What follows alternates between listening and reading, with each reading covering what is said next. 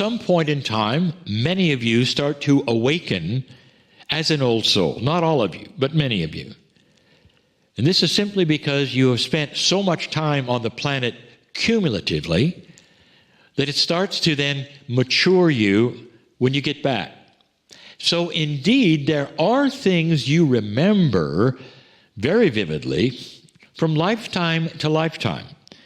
And part of that remembrance, perhaps, is being here and knowing what to expect. When you first arrive, you don't know what to expect. You spend several lifetimes learning how Earth works. You do. And as you then come back and you come back and you come back, what you carry in with you is almost like a remembrance of being human. Not the particulars, not the gender, not really. But you have a comfortable spot of being human, whereas the first time you arrived, you had to get used to it. The second time, a little more. And the third time, begin to say, okay, that's who I am. That's all figuratively, not in your mind as a human. But that's what you see as you look backwards and you see these lives and what they meant. But now I'm talking to old souls in general. I'm talking to those who have been here over and over and over and over. So let's say, as an awakening old soul, you have made some choices in this life. And they're choices that you never made in other lives. They're unusual. Perhaps they go even against your culture. Perhaps you have awakened and stepped out of the things that your parents told you should be in. Perhaps that your friends also looked the other way as you stepped out into that which is a belief system which you know carries more love and compassion and understanding and maturity and enlightenment than where you were before. And let's say that happened. And if it did, that puts you perhaps in a place where your life changes dramatically. Perhaps it even ripped you out of what you learned to do or did half your life or most of your life, and you find yourself now doing something completely different. I speak of my partner. That's exactly what happened to him. He did the reverse of what his family wanted, the reverse of what his friends wanted, even those in his business wanted. And he turned his back figuratively on an old energy where most of them were, and walked into a place where they almost all of them, looked the other way. To such a degree that he had to learn that they had passed on, months after they had passed on. That's how removed they were, by choice, from his choice. And many of you are the same way. Now let's say that happens to you. And you go to the other side when you pass over, as they say.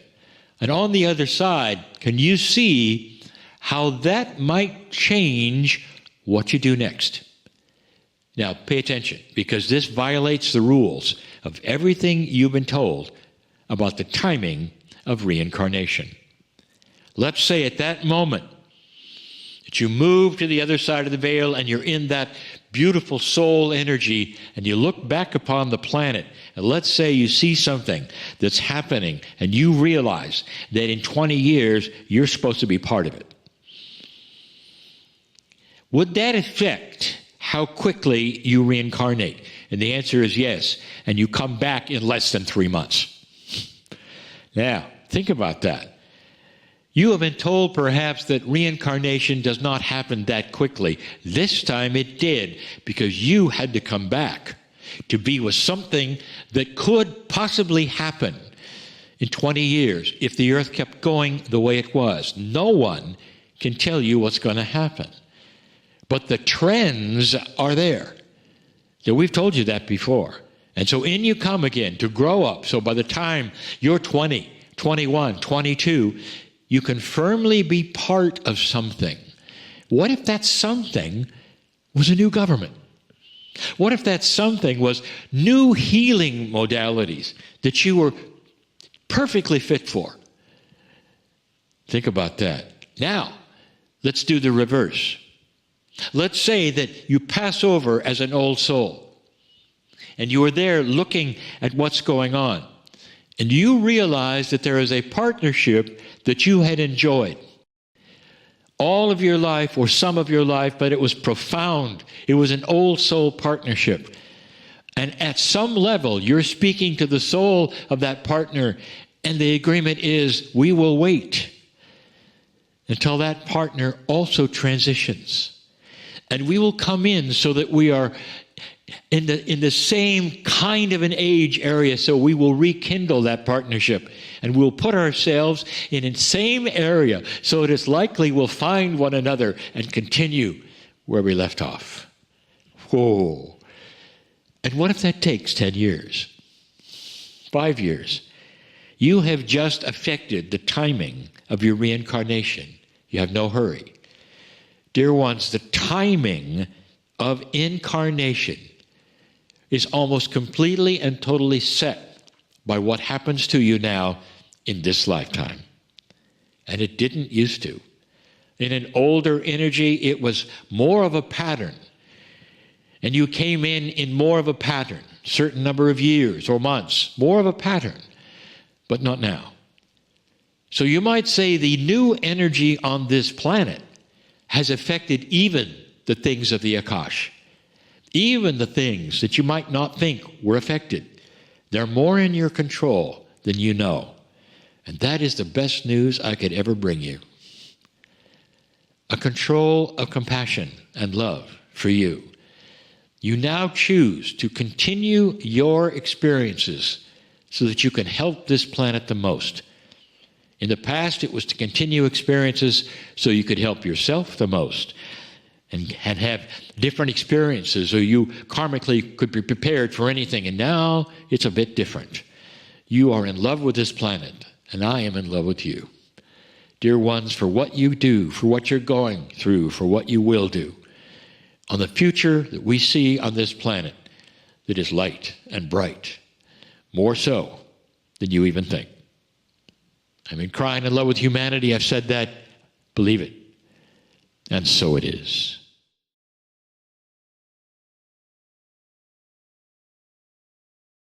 And very softly, very gently, bring your awareness back into your body. Feel the energy moving. You may even feel a connection, deepen your connection with Gaia as you become more present in your body. And if you've had those beautiful, precious eyes of yours closed, you're invited to open your eyes.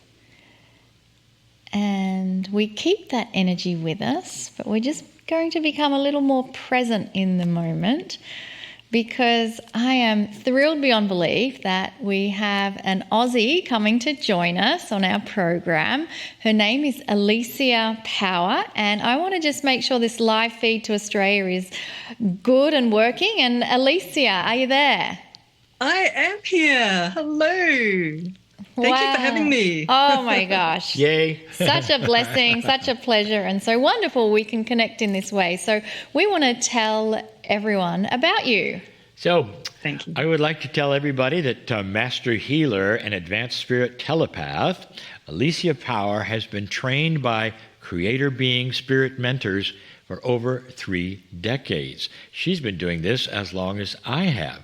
Now, if you take a look at her, that means she started when she was 6, when I was a little older than that.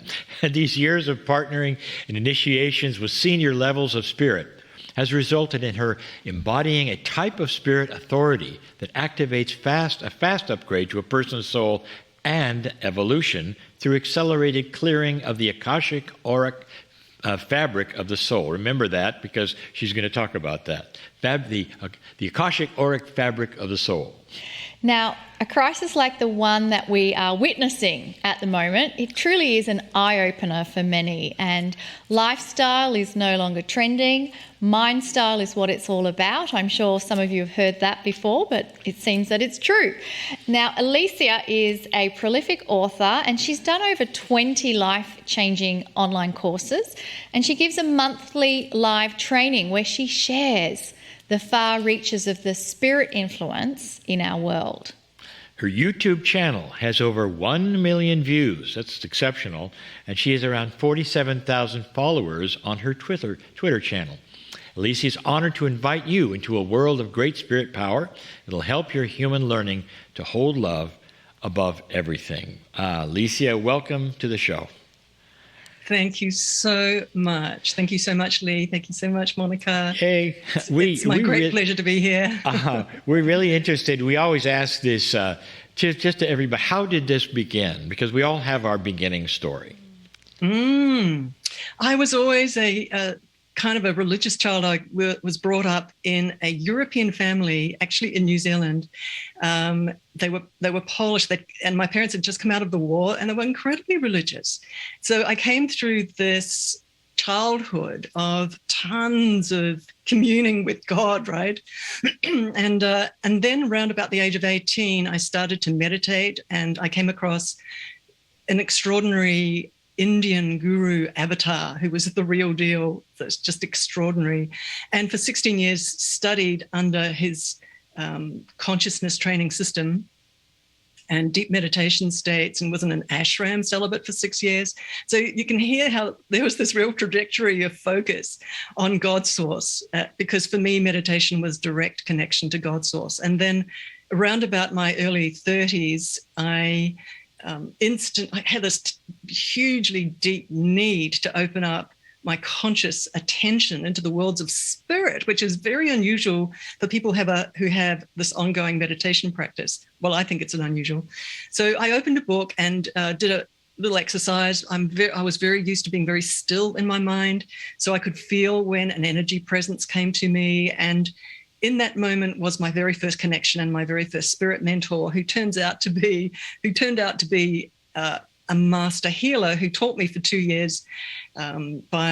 I was full body channeling him with clients and doing auric energy healing for those first 2 years. But he was the one who was showing me around the aura, my spirit telepathy, my two-way dialoguing with the worlds of spirit, and my seeing them watching what they were doing as spirit technicians, and the teams that were coming to work on people's auras was fascinating for me, because I had actually trained as a journalist just before that time, and I just had a very curious mind. And so I started to just watch what they do, and they so beautifully just kept feeding me more and more and more information. So I just quickly want to say that was 30 years ago. Those first 2 years, I ended up being passed up to very senior levels of the worlds of spirit after those 2 years, and have now partnered with them for the 3 decades. And these are overseer beings. I actually, on a daily basis, just very quickly deal with and work with and partner with many, many, many different types of spirit beings for their specialities of what I want to work with them for, whether it's information, whether it's healing, whether it's high authority to do something, to shift some very high shadow or light. So I work with quite a few different teams of spirit beings. But today, what I want to say is, and so I've spent 3 decades looking into human auras, and not just looking into them, but watching the spirit technicians as they float around and scan and show me where they travel in those memory records of the soul, which is called the Akashic records. And that's what I was talking about, the fabric of the soul, the Akashic fabric of the soul. So they just showed me and taught me how to follow them in the worlds of spirit, and they would show me what they were doing. So fascinating. Today, everyone, I would love to take you right now into a little adventure into your own aura with a healing guide, if that's of interest. And so everyone, let's play. And we're going to have some fun. Well, speaking on behalf of everybody here, yes, we are so ready, and thank you for offering this opportunity to us. Thank you, Monica. Let's play, everybody. Just have fun. I always say use your imagination pretend mode, pretend you're a 1-year-old. What that does is it pulls you away from your logic, which has got doubt in it, and drop down into that innocent 1-year-old mode, because that's where the worlds of spirit are unfolding what they would like you to perceive. It's not so much seeing, but just like a feeling, knowing, perceiving rather than seeing, right? So it's down below your logic. That's how we play. We play with pretend mode, imagination mode, because the spirit world takes it from there. They start showing up on that imagination screen what they want to show you. Okay, so closed eyes, taking a deep breath, everyone, and we're going to have some fun.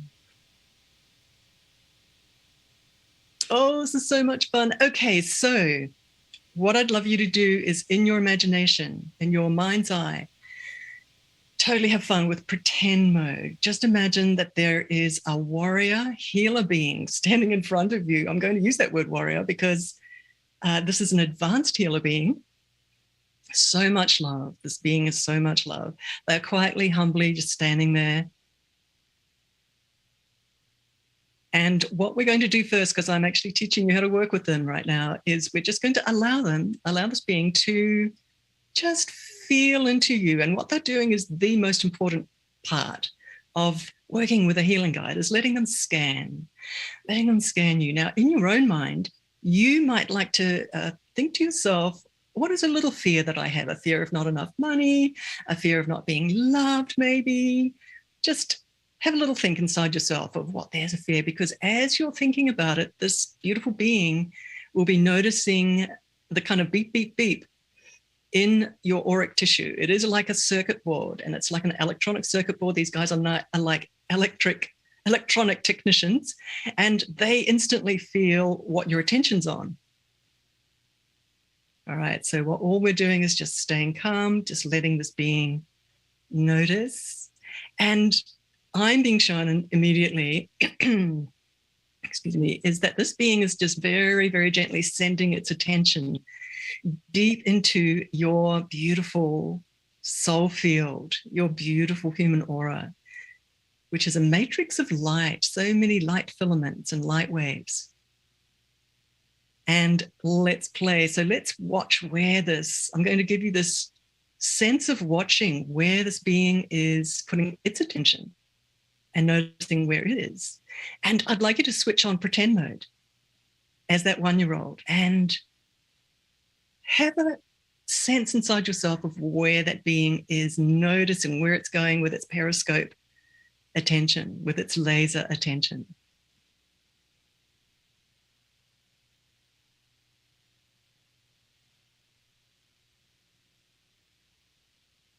Just have a little bit of fun with this.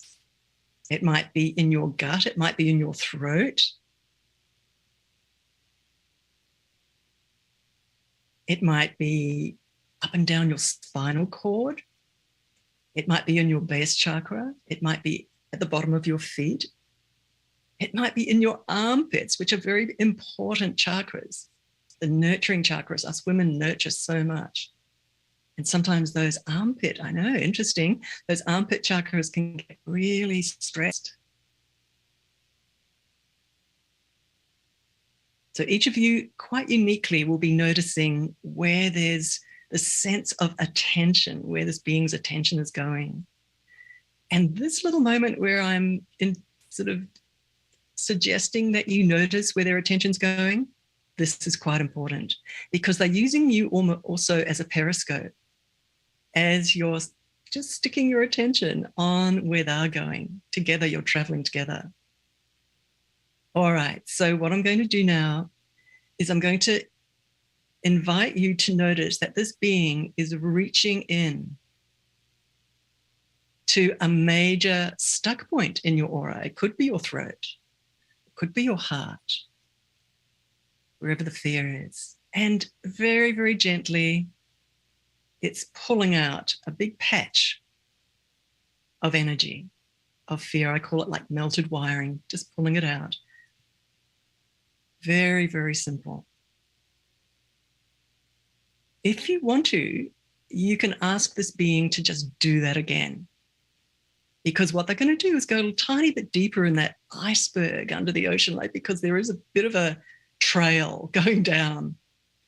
So let's invite that being just to reach in again and pull another piece of energy, stuck energy out, blocked energy.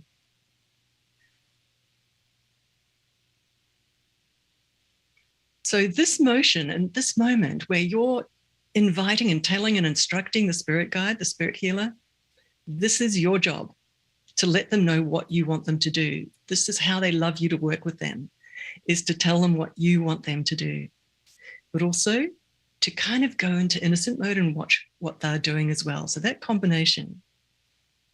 All right, everyone. Now I'd love you to take a deep breath. And when you're ready, you can open your eyes, because this advanced healer being works incredibly fast, very strategic, very specific, very targeted. And anytime you want to, you can, my favorite thing, and I always tell people to do this, is to actually lie down for 5 minutes during the day and do this. You can be sitting up, you can be standing, you can be sitting in your car if you want to. But if you lie down horizontal, your whole mind, your body, your emotions, your psychology, everything calms down. And those beautiful healer beings can go in much more deeply and just work much more faster. And your mind also can follow them more easily if you're lying down. I know, it's just a little trick. Going horizontal. So this is, I'm handing it to everyone. Play with it. Use it in your life. Do this at home. I love so many that. reasons. I love that. I like the whole idea of healer beings. Yes, and I love the simplicity Me too. of what Yeah. you gave us. And Yeah. you know, normally there's those shows where it says, "Don't try this at home, folks." But I love that you've just handed us something to say, "Try this at home, folks. Do Yes. it when you can." And I'm guessing that the more we do it, the more comfortable and familiar we become with the spirit healers, the easier the process becomes. So how would you describe auric fabric? I stumbled over those words, and I said that you would explain a little more. Wow. Okay, so auric fabric is made of filaments of light or waveforms of light. I always love talking about it as the light inside every single waveform is actually packed and stacked with code. Because I've been playing with these technicians for a long time, I have actually noticed that the way that they go in and repattern stuck energy is to go into a patch of these waveforms and read the code. And then it's very interesting. And then they literally vacuum that code out. They're also telling me to say right now, another way that they work is by entrainment, I think the word is, where they come and harmonize. We're used to using that word vibration. But actually what they're doing is downloading and replacing and upgrading code in those light waves. And I do believe a lot of quantum physicists would totally agree with what I'm saying. And it's something that they already know, that there is code in the quantum waves. And our aura is made of quantum waves. There's an anatomy to the aura. If you just go online and start Googling the Wednesday in the Circle of 12, I'm Lee Carroll. And I'm Monica Morani. Well, we are back. Happy Wednesday, September 21st. This is a great date because it is the International Day of World Peace. And earlier this day, many of you may have even participated. Lee and I were part of Tsipi Raz's One Field live experiment focusing on that. World peace. How long does it take for results to that? I didn't ask that. Yeah, it will happen in 2 weeks to a month's time where we get the results of that experiment. But I just love the idea of everyone coming together and sending peace into the field for our planet. So let's continue that theme all through this show. For us to be part of that too. Yes, yes. And thanks to all of them that ask us. Well, every Wednesday evening of the year, we come together with special guests, questions and answers, discussions, meditation, and channeling. I want to ask you, when is the last time you looked at your membership portal? And the reason I say that is because it is packed with lots of things just for you. For example, one of those things is an index. We have every show that we have done, and we've created an index so that you can find your favourite episode, or you can look at what was the channels Kryon gave, what was the Circle of 12 experience, and who was the guest on that program, or even what questions were asked. There's also special music from certain shows. There's special shows just for members, and there's an area for prayer requests and much more. We often review the chat logs for the show. I don't know if you knew that or not, and we truly enjoy seeing what you have said and how much you've enjoyed the show. We also see that even after almost 2 years of streaming, there's still some internet issues, and sometimes they're frustrating. No sound, that's very, very common. How to turn it on and off, refreshing that may not work. Sometimes this is just because new members are getting used to the interface, but other times it's just the internet that day. So it can happen, even if you've been watching a long time without any problems. Well, if it's on our end, I wanted to tell you, we always will tell you, since our techs are carefully monitoring the quality of the stream, and sometimes that happens as well. But remember, through all of this, all these programs feature replays forever as long as you're a member. And we never limit any of this to a certain point in time. Now, normally there's no reason why we would ever tell you the number of productions of the shows that we have done. Yeah, but as you might imagine, we have to keep track of that. Yes. And we do, because otherwise we'd lose things. So why would I tell you the production number right now? Well, I'm going to tell you anyway, this production number, this particular show, representing the number of shows that we have done, is number 99. I love that double digit, 99, and on World Peace Day as well. I think that's very auspicious. Well, that means that next week, the 4th week of the month, will be a milestone for us, and you can do your math. I know, I'll wait if you want to. It's program 100. So it'll be slightly different, and we wanted to tell you about it so that you can tune in to participate in our celebration of 100 Healing Wednesday shows. I'm so excited. I can hardly believe next week is going to be our 100th episode, and our guest for that show is going to be a little different to what we normally do. Are you ready? Are you ready to know next week's mystery guest? It's going to be Lee Carroll. I am super excited for this really special opportunity. So let me explain. For the past 3 decades, Lee has been travelling and presenting Kryon, and I've been with Lee for probably the last 10 years or so. And in those weekends, Lee was able to lecture and teach far more than he can do within this 90-minute once-a-week program. So as a result, we wanted episode 100 to be a departure from anything we've normally done on Healing Wednesday, and it's going to allow Lee to talk about himself, which I have to admit he is very reluctant to do so. But he's done this particular version of his story a few times on the road in live conferences. And specifically, there is a story that you should hear. It's the explicit story of how Kryon came to Lee and what happened blow by blow. Many of you don't know that story. Okay, I now realize that indeed this story is not known by many more than those who attended my personal seminars over the years. And even then, I've only told that entire story, I think 4 times perhaps in the last 10 years. And the story is about what happened to me, going from engineer to spooky guy, and how that happened, what it felt like, and my dialogue with both myself and Kryon as it happened. And that dialogue may surprise you because it wasn't all that compassionate, as you'll see. I regularly made fun of the New Age. Yep. I thought it was ridiculous and only for unbalanced people. Have you ever had anybody say that to you? So, it's the story of me, ready? Either finding a greater truth or becoming unbalanced. You'll see. Yep. I'm the guest. That's a first for me, and I'm going to tell the entire story during the interview section on next week's program. The story is funny and revealing at the same time. For instance, did you know that when I first heard the word Kryon, I honestly thought I heard the word Krylon. Nobody had heard Kryon before, and I thought it was Krylon, a rust preventative spray paint. Oh, it gets better, and a bit irreverent as well. And to do this even better, we're going to change how we do the interview. It won't be me exclusively doing this interview. Instead, all the way from Missouri, we'll be joined in this studio right here in California by the guiding force behind Kryon Masters. Who's that, you ask? Well, some of you already know, but for those who don't, this marketing guru is the business partner of Marilyn Harper, and together they share the messages of Adironda and the Council of Light. And in fact, Marilyn's been a guest on one of our past Healing Wednesday episodes. Who am I talking about?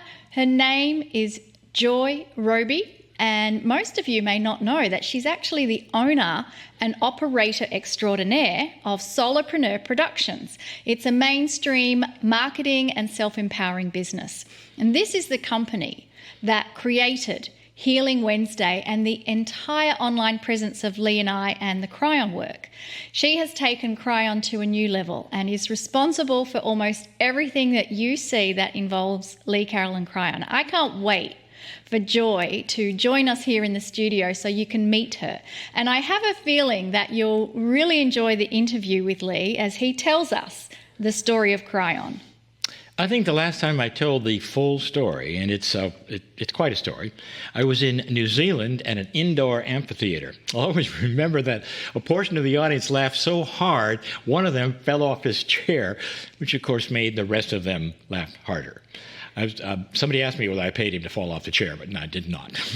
We don't have room for an audience in our studio, unfortunately, but I'm still going to tell it exactly as it happened. And you can tell me later if you thought it was funny or not, but it'll be great to have Joy with us to laugh for me just in case I need that. But like her name implies, she's very joyful and has been extremely instrumental in everything Kryon is doing online today.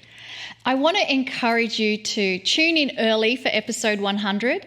Join the live stream if you can for this special program, which is going to be very different from almost all the others. And Lee and I plan to be in the chat before and after this particular